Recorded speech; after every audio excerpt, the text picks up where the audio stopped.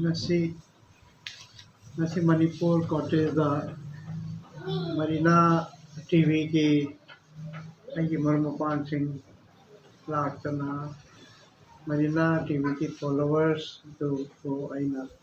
नौलुकना इकाई खमनजारी हमसुं करमजारी खुरमजरी येंबिर पुनपो चैनल की माइकेडी Ahaan मक्तदा तराम नोक्सरी ngasi si May gi tarik taraga mapan 2023 ngasi gi numit se koi Delhi da leba Amrik Singh S Pawa koi Amrik Singh Pawa na hayna mayam khangna Facebook social site to su mayam ubiramagani ahlasi koi gi Manipura leibiramba Manipura pokpo chawba haiba tare ko adumba hanni adu mayam social media da magi oiba Manipur nungsibagi waklon adigi Manipur gi matangda saba wari kya liba kya adomna su thengna biramani khali ngasi unajabagi matangda amadi khoi gi search na phongdok pirapa wari sing tu su magi pungningi waro su taminasi adubo haiba sing si thamjadring mamangda karimaka thamjarang ge video si hacking wa mikupta hacking wa mikupta sidi ngarangi ni sidi nahan gi video ni natraga na sinimit humni gi mamang gi video ni natraga mit mangani gi mamang gi video ni haina khandok pigano akoina link da na description da haidare gpay number ama pb baduda hairiba adom na angamba mamang do thamjagi andamaina lupa ama khatang oiraga su mateng pangbiu haidana haijabadu mamang da thamjagi ba leibani masi karambagi kari gi haijemno kanda mimda khutlonara haiba si ikaiba nungaitaba hangoiba adusu phawdaba natte aduga akoina kanawamba amda koina kanawamimda koina pot am pi matamda karima video na photo namaga pot pi bazu phajaba natte sijo dum khanadam natte adubu hojiki matam asadi khutlonaraga nataga request torga haidaba yadaba matang oirakpana channel ki site gi haijabani phongdokjabani mayamna warubani khalli matang asa koina sasaruba kana donation tawbiyo khopiyo haina mateng nijarubuda sobnagi mi chama khataneba akhoi gpay da account hapai chama gi manung haitare chama bu yogde chama gi manung dane bajilai ada ina hangjani hangdi mapalam da leje subna gi mi chama khata oirbra haibu hang ama hangninge isa da hangjaba haitare Manipur gi wang da leiri se subna gi mi chama khatara haibu hangninge hanbada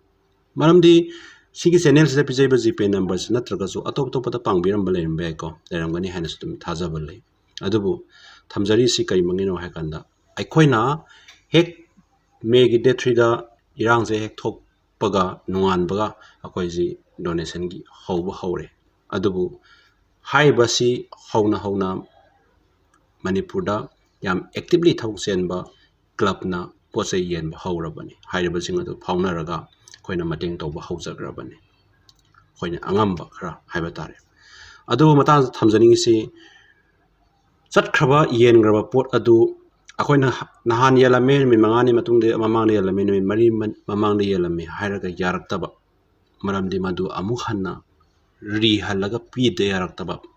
yawdaba natte yawribani adubu ngasi makta wai sanabada punna mafam kunthraga tare ne makoina relief camp sing da piba satpase punna mafam kunthra tre hairiba sinda awatpagi awatpa ngatani adum haibe yare haki pena dabadagi akoi relief camp da laibasina chana thangna pamdre haijabagi wani sai pen dabna henmaltuna kutta kulai piro lamdu ngaksanna ba kuldu ngaksanna ba haijari ba aduni adubu penja dabagi hairibani koisu khangi feel tawi adubu mayamna thamjaningi se saigi yen chalibasing piba chalibasing aduna hidak lang thaki awatpa makoina angamba saidagi mating pangi leidana aduga even nupi angang singi sanitary pad fawba leidana mating pangi haiba singsida challeba koina piba sing aduda ada mayam thamjaning se koina mamangda thamjagiba lupa amamdang oiraga su mating pangbiu haise ko mi la amna lupa amdang pangsu lupa la amane haisna mafang contract sida angamba haiba club sina challa yenjabani pijabani lekai di khongkalakpa khara mayamna mating pangpa khara unjalaga haiba tare ko aduna video ꯁꯤ ꯌꯥꯔꯤꯃꯈꯩ ꯑꯩꯈꯣꯏꯒꯤ ꯀꯩꯅꯣꯅꯦ ꯍꯥꯏꯅ ꯈꯟꯕꯤꯒꯅꯨ ꯃꯁꯤꯗꯤ ꯅꯨꯃꯤꯠ ꯅꯤꯅꯤꯒꯤ ꯃꯃꯥꯡꯒꯤꯅꯤ ꯅꯠꯇ꯭ꯔꯒ ꯍꯨꯝꯅꯤꯒꯤ ꯃꯃꯥꯡꯒꯤꯅꯤ ꯃꯉꯥꯅꯤ ꯃꯃꯥꯡꯒꯤꯅꯤ ꯈꯟꯕꯤꯒꯅꯨ ꯌꯥꯔꯤꯃꯈꯩ ꯍꯦꯛ ꯊꯦꯡꯅꯕꯒ ꯚꯤꯗꯤꯑꯣꯁꯤ ꯊꯦꯡꯅꯕꯒ ꯖꯤꯄꯦ ꯌꯥꯎꯕꯅꯤ ꯖꯤꯄꯦ ꯌꯥꯎꯕꯗꯨꯗ ꯑꯗꯣꯝꯅ ꯑꯉꯝꯕ ꯃꯇꯦꯡ ꯌꯥꯔꯤꯃꯈꯩ ꯄꯥꯡꯕꯤꯅꯕ ꯍꯣꯠꯅꯕꯤꯌꯨ ꯆꯨꯝꯃꯦ ꯑꯩꯈꯣꯏ ꯚꯤꯗꯤꯑꯣꯗꯤ ꯊꯥꯒꯠꯂꯤ ꯑꯞꯂꯣꯗ ꯇꯧꯏ ꯑꯗꯨꯕꯨ ꯃꯤꯗꯤ ꯂꯤꯁꯤꯡꯒꯤ ꯃꯊꯛ ꯂꯤꯁꯤꯡ ꯇꯔꯥꯒꯤ ꯃꯊꯛ ꯂꯥꯛꯀꯤ ꯃꯌꯥ ꯃꯤ ꯌꯦꯡꯉꯤ ꯑꯗꯨꯕꯨ ꯄꯩꯁꯥ ꯄꯥꯡꯉꯛꯄ ꯃꯇꯝꯗꯗꯤ ꯁꯨꯞꯅꯒꯤ ꯃꯤ ꯆꯥꯝꯃꯒꯤ ꯃꯅꯨꯡ ꯆꯥꯝꯃ ꯍꯥꯏꯕ ꯇꯥꯔꯦꯀꯣ ꯆꯥꯝꯃꯁꯨ ꯐꯥꯗꯦ ꯄꯥꯡꯉꯛꯏꯁꯤꯡꯁꯦ ꯍꯧꯕꯗꯒꯤ ꯉꯁꯤ ꯐꯥꯎꯕꯗ ꯍꯥꯏꯕ ꯇꯥꯔꯦ ꯑꯗꯨꯕꯨ ꯍꯥꯏꯔꯤꯕ ꯃꯤꯁꯤ ꯈꯛꯇꯔ ꯑꯩꯈꯣꯏ ꯃꯄꯥꯟ ꯂꯝꯗ ꯂꯩꯔꯤꯁꯦ ꯋꯥ ꯉꯝꯃꯤ ꯏꯁꯥꯗ ꯐꯥꯎꯕ ꯑꯩꯈꯣꯏꯁꯤ ꯀꯔꯤꯅꯣ ꯈꯪꯗꯕ ꯍꯥꯏꯗꯤ ꯑꯩꯈꯣꯏꯁꯤ ꯂꯤꯡꯖꯦꯜ ꯃꯥꯟꯅꯗꯕꯗꯨ ꯎꯠꯂꯤꯕ꯭ꯔꯥ ꯅꯠꯇ꯭ꯔꯒ ꯀꯔꯤ ꯈꯜꯂꯤꯕꯅꯣ ꯀꯃꯥꯏꯅ ꯇꯧꯔꯤꯕꯅꯣ ꯍꯥꯏꯕꯗꯨ ꯋꯥꯈꯜꯁꯤꯗ ꯆꯤꯡꯅꯕ ꯑꯃ ꯐꯥꯎꯕ ꯍꯥꯏꯕ ꯇꯥꯔꯦꯀꯣ ꯑꯗꯨꯃꯁꯨ ꯂꯩꯇꯕ ꯅꯠꯇꯦ ꯑꯗꯨꯒ ꯌꯥꯝꯅ ꯅꯨꯡꯉꯥꯏꯖꯕ ꯑꯃꯅ ꯅꯍꯥꯟ ꯑꯩꯈꯣꯏꯅ ꯃꯃꯥꯡꯗ ꯊꯝꯖꯈ꯭ꯔꯦ ꯁꯨꯄ꯭ꯔꯤꯝ ꯀꯣꯔꯠꯇ ꯑꯩꯈꯣꯏꯒꯤ ꯆꯦꯟ ꯆꯣꯡ ꯇꯧꯕꯤꯔꯤꯕ ꯑꯩꯈꯣꯏꯒꯤ ꯑꯦꯗꯚꯣꯀꯦꯠꯁꯤꯡꯅ ꯑꯩꯈꯣꯏꯅ ꯃꯇꯦꯡ ꯈꯔ ꯇꯧꯖꯒꯦ ꯍꯥꯏꯅ ꯇꯧꯔꯨꯕꯗꯨꯒꯤ ꯃꯊꯛꯇ ꯂꯨꯄꯥ ꯂꯤꯁꯤꯡ 15ꯒ ꯍꯥꯞꯄꯤꯔꯛꯄꯗꯣ ꯌꯥꯝꯅ ꯍꯔꯥꯎꯖꯕ ꯍꯥꯏꯇꯥꯔꯦ ꯑꯗꯨꯛꯀꯤ ꯃꯇꯤꯛ ꯌꯥꯝꯅ ꯄꯨꯛꯅꯤꯡ ꯅꯨꯡꯁꯤꯕ ꯐꯥꯎꯕ ꯁꯨꯃꯥꯏꯅ ꯆꯦꯟ ꯆꯣꯡ ꯇꯧꯔꯤꯕ ꯃꯃꯥꯡꯗ ꯂꯩꯔꯤꯕ ꯐ꯭ꯔꯟ ꯂꯥꯏꯟꯗ ꯂꯩꯔꯤꯕ ꯑꯩꯈꯣꯏꯒꯤ ꯋꯥꯔꯤꯌꯔ ꯍꯥꯏꯕꯁꯨ ꯌꯥꯔꯦ ꯑꯗꯨ ꯑꯩꯈꯣꯏꯅ ꯄꯟꯖꯕꯗ ꯂꯥꯟꯕ ꯌꯥꯎꯔꯁꯨ ꯑꯗꯨ ꯉꯥꯛꯄꯤꯒꯅꯤꯀꯣ ꯑꯗꯨꯕꯨ ꯍꯥꯏꯔꯤꯕꯁꯤꯡ ꯑꯁꯤꯅ ꯂꯨꯄꯥ ꯑꯃꯃꯝꯗꯪ ꯑꯣꯏꯔꯒꯁꯨ ꯃꯇꯦꯡ ꯄꯥꯡꯕ ꯃꯇꯝꯗ ꯂꯨꯄꯥꯗꯨꯗꯤ ꯑꯩꯒꯤ ꯋꯥꯈꯜꯗ ꯀꯩꯁꯨ ꯂꯩꯇꯕ ꯄꯩꯁꯥꯗꯤ ꯅꯠꯇꯦ ꯑꯗꯨꯕꯨ ꯑꯩꯈꯣꯏ ꯃꯤ ꯃꯌꯥꯝꯅ ꯄꯨꯟꯁꯤꯜꯂꯒ ꯂꯨꯄꯥꯗꯨ ꯉꯝꯃꯛꯄ ꯃꯇꯝꯗꯗꯤ ꯂꯨꯄꯥ ꯂꯥꯛ 1, 2, 3ꯗꯤ ꯑꯩꯈꯣꯏ ꯀꯂꯦꯛꯁꯟ ꯇꯧꯕ ꯉꯝꯅꯤꯅ ꯑꯩ ꯊꯝꯖꯅꯤꯡꯕꯅꯤ ꯃꯇꯥꯡꯁꯤꯗ ꯑꯗꯨꯕꯨ ꯆꯠꯂꯤꯕ ꯃꯐꯝ ꯑꯃꯗꯩ ꯃꯐꯝ ꯑꯃ ꯆꯠꯄ ꯍꯥꯏꯁꯦ ꯑꯦꯛꯁꯄꯦꯟꯗꯤꯆꯔꯅꯤ ꯑꯗꯨꯁꯨ ꯗꯦꯜꯂꯤꯗ ꯃꯐꯝ ꯑꯃꯗꯩ ꯃꯐꯝ ꯆꯠꯄ ꯗꯦꯜꯂꯤꯗ ꯃꯐꯝ ꯆꯠꯄꯗ ꯑꯦꯛꯁꯄꯦꯟꯗꯤꯆꯔꯅꯤ ꯃꯅꯤꯄꯨꯔꯗꯕꯨ ꯂꯩꯔꯣ ꯃꯄꯥꯟ ꯂꯝꯗꯕꯨ ꯂꯩꯔꯣ ꯈꯣꯡꯕꯨ ꯍꯦꯛ ꯊꯥꯡꯇꯣꯛꯈ꯭ꯔꯗꯤ ꯑꯦꯛꯁꯄꯦꯟꯗꯤꯆꯔ ꯑꯗꯨꯝ ꯆꯠꯅꯩꯌꯦꯕ ꯑꯗꯨꯕꯨ ꯁꯤꯗ ꯆꯦꯟ ꯆꯣꯡ ꯇꯧꯕꯤꯔꯤꯕ ꯋꯥꯕꯤꯔꯤꯕ ꯃꯌꯥꯝꯗꯨꯁꯨ ꯑꯩꯅ ꯊꯥꯒꯠꯄ ꯐꯣꯡꯗꯣꯛꯆꯔꯤ ꯆꯦꯅꯦꯜꯁꯤꯒꯤ ꯃꯥꯏꯀꯩꯗꯒꯤ ꯑꯗꯨꯒ ꯑꯩꯅ ꯍꯥꯏꯖꯅꯤꯡꯕꯗ ꯑꯩ ꯚꯤꯗꯤꯑꯣꯁꯤ ꯑꯩꯈꯣꯏ ꯑꯃ꯭ꯔꯤꯛ ꯁꯤꯡ ꯑꯦꯁ ꯄꯋꯥ ꯍꯥꯏꯔꯤꯕ ꯑꯩꯈꯣꯏꯒꯤ ꯁꯔꯁꯤꯒ ꯉꯁꯤ ꯎꯅꯖꯕꯒꯤ ꯈꯨꯗꯣꯡꯆꯥꯕ ꯂꯧꯖꯔꯒ ꯋꯥꯔꯤ ꯋꯥꯇꯥꯏ ꯈꯔ ꯇꯧꯕꯅꯤ ꯑꯗꯨꯕꯨ ꯃꯍꯥꯛꯀꯤ ꯄꯨꯛꯅꯤꯡꯒꯤ ꯑꯣꯏꯕ ꯋꯥꯔꯣꯜꯁꯨ ꯐꯣꯡꯗꯣꯛꯄꯤꯔꯛꯄꯅꯤ ꯃꯗꯨ ꯑꯩꯅ ꯚꯤꯗꯤꯑꯣ ꯑꯣꯏꯅ ꯅꯝꯃꯒ ꯃꯌꯥꯝꯗ ꯑꯞꯂꯣꯗ ꯇꯧꯔꯒ ꯌꯦꯡꯍꯟꯖꯒꯦ ꯍꯥꯏꯗꯅ ꯁꯦꯝꯖꯕꯅꯤ ꯚꯤꯗꯤꯑꯣꯁꯤ ꯑꯗꯨꯅ ꯌꯥꯔꯤꯃꯈꯩ ꯃꯌꯥꯝꯅ ꯑꯩꯈꯣꯏꯅ ꯄꯤꯔꯤꯕ ꯑꯩꯈꯣꯏ ꯖꯤꯄꯦꯗꯨꯗ ꯑꯗꯣꯝꯒꯤ ꯑꯉꯝꯕ ꯂꯨꯄꯥ ꯑꯃꯃꯝꯇꯪ ꯑꯣꯏꯔꯁꯨ ꯃꯇꯦꯡ ꯄꯥꯡꯕꯤꯌꯨ ꯍꯥꯏꯅ ꯔꯤꯀ꯭ꯋꯦꯁ ꯇꯧꯖꯔꯤ ꯑꯗꯨꯒ ꯑꯩꯈꯣꯏꯅ ꯄꯥꯎ ꯐꯥꯎꯅꯖꯕꯗ ꯃꯐꯝ 38ꯇ ꯔꯤꯂꯤꯐ ꯀꯦꯝ ꯆꯠꯂꯤ ꯃꯐꯝ ꯈꯨꯗꯤꯡꯗ ꯌꯥꯏꯔꯤꯄꯣꯛ ꯈꯪꯗꯦ ꯑꯃ ꯈꯪꯗꯦ ꯑꯔꯩꯕ ꯂꯝꯗ ꯆꯠꯂꯕꯅꯤ ꯍꯥꯏꯔꯤꯁꯦ ꯃꯅꯤꯄꯨꯔꯒꯤ ꯑꯩꯈꯣꯏꯒꯤ ꯃꯩꯇꯩ ꯐꯦꯃꯤꯂꯤꯁꯤꯡ ꯏꯃꯨꯡ ꯃꯅꯨꯡ ꯑꯋꯥꯕ ꯇꯥꯔꯕꯁꯤꯡ ꯑꯗꯨꯗ ꯍꯥꯏꯖꯕ ꯇꯥꯔꯦꯀꯣ ꯄꯤꯔꯤꯕꯅꯦꯕ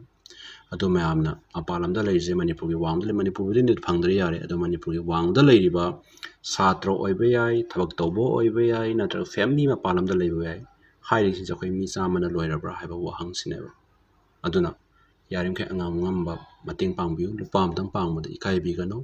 ꯂꯨꯄꯥꯗꯨ ꯌꯥꯝꯅ ꯚꯦꯂꯨ ꯂꯩ ꯍꯥꯏꯕ ꯇꯥꯔꯦ ꯑꯩꯈꯣꯏꯒꯤꯗꯃꯛꯇ ꯅꯠꯇ꯭ꯔꯒ ꯑꯥꯗ ꯂꯩꯖꯔꯤꯕ ꯐꯦꯃꯤꯂꯤ ꯚꯤꯛꯇꯤꯝ ꯃꯌꯥꯝꯗꯨꯒꯤ ꯑꯩꯈꯣꯏꯅ ꯑꯉꯝꯕ ꯃꯇꯦꯡ ꯇꯧꯕꯗꯣ ꯃꯗꯨ ꯑꯗꯣꯝꯅ ꯂꯨꯄꯥ ꯑꯃ ꯀꯠꯊꯣꯛꯄꯗ ꯋꯥꯈꯜꯗ ꯈꯟꯊꯕꯤꯕ ꯇꯧꯗꯅ ꯄꯥꯡꯗꯕ ꯌꯥꯗꯕ ꯏꯊꯧꯗꯥꯡꯅꯤ ꯈꯜꯂꯒ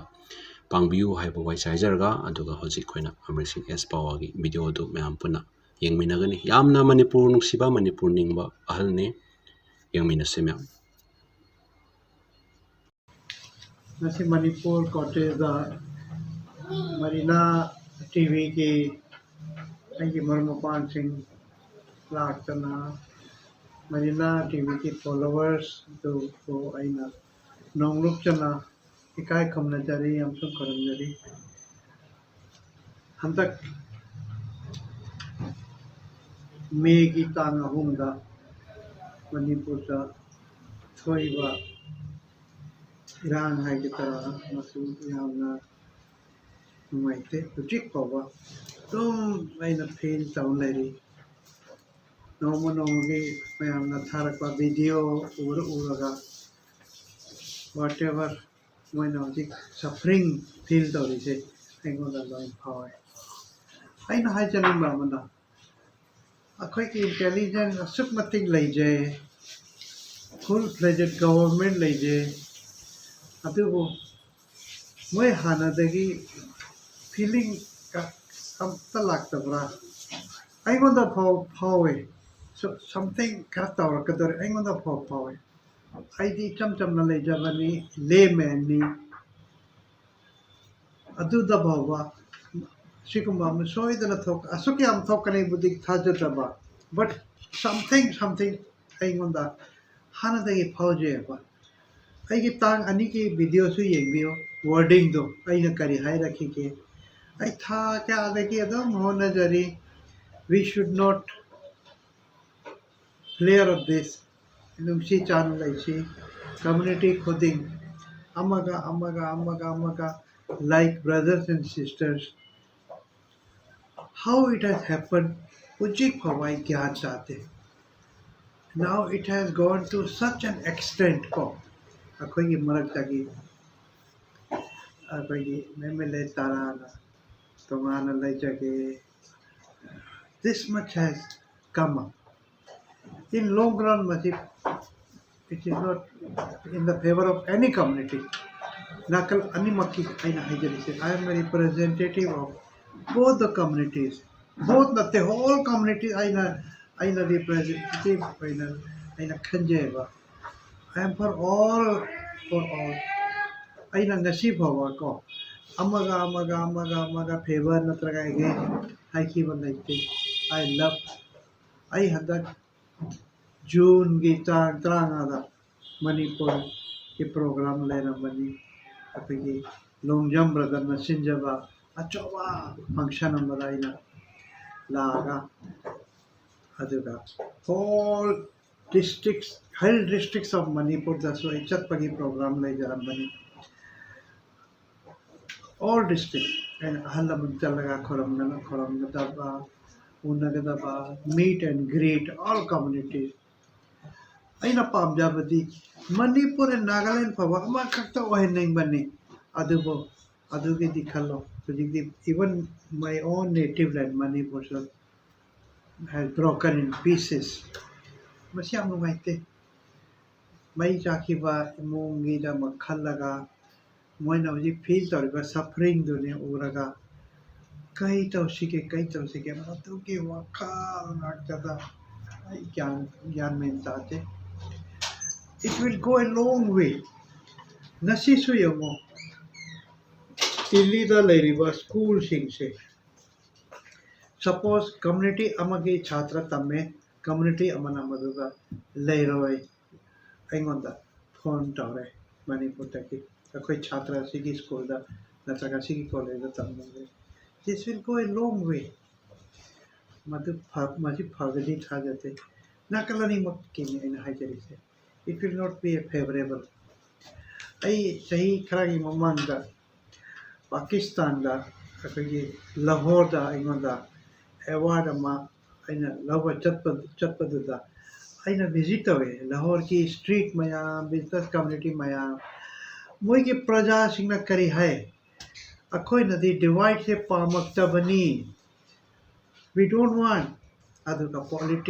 politics na akhoi da divide tawale even now